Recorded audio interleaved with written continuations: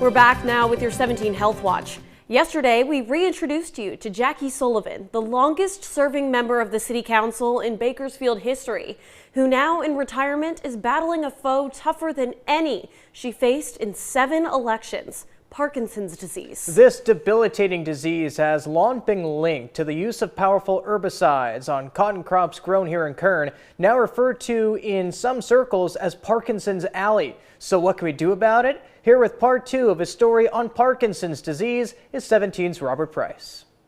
Kern County was once the top cotton producer in the state, but now we plant only about 7,000 acres a year, a fraction of our peak acreage from the early 80s.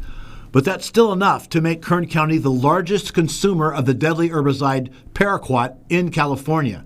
Over a 5-year period, 2017 to 2021, Kern County farmers sprayed 1.2 million pounds of this stuff on local ag land, along with tons of other herbicides.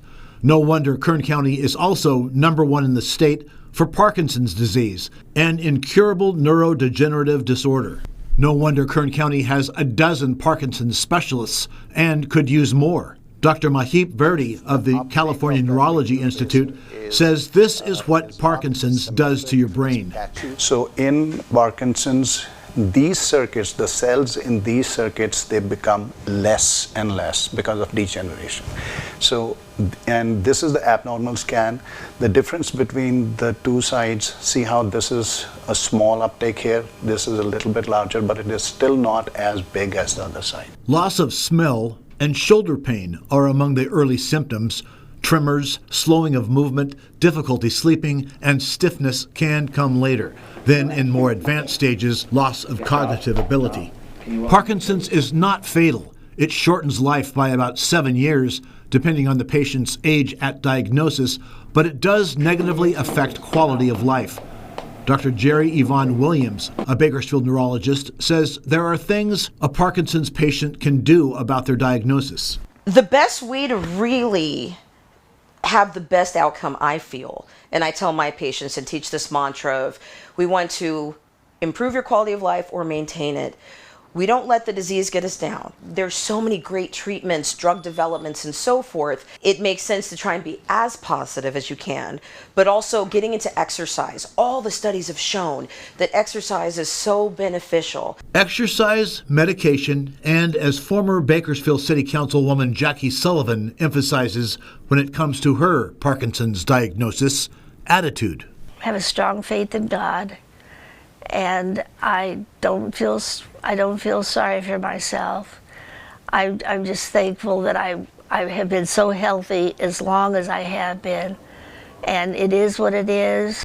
An estimated 117,000 Californians are living with the disease, the highest per capita level in the country. Those who work directly with certain chemicals, including herbicides, face even higher risks, up to 400% higher.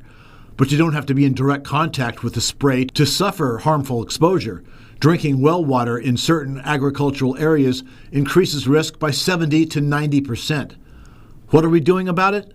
Not as much as some would like, but something. There's been quite a lot of movement in that direction, and there were some legislations done earlier as well, so it's in the process. In 2024, the State Assembly approved a moratorium on paraquat use that would have taken effect this January, giving state regulators an opportunity to reevaluate paraquat and potentially approve the chemical with or without new restrictions.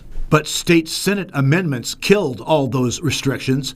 The bill, as passed, now only requires state pesticide regulators to complete a reevaluation of paraquat by January 2029. In Bakersfield, Robert Price, 17 News.